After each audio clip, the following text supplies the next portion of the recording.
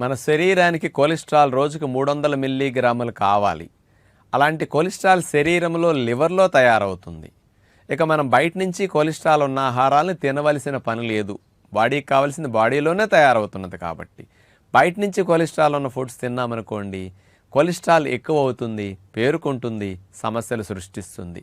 కాబట్టి కొలెస్ట్రాల్ లేని ఆహారాలు ఏవో వాటిని బాగా తింటే మంచిది. ప్లాంట్ నుంచి వచ్చిన ఏ ఆహారమైనా జీరో కొలెస్ట్రాల్, అందులో డైరెక్ట్గా కొలెస్ట్రాల్ అనేది ఉండదు. వేరుశెనగపప్పులు, జీడిపప్పు, బాదం పప్పు, పిస్తాలు, నువ్వులు, కొబ్బరి ఇవన్నీ జీరో కొలెస్ట్రాల్.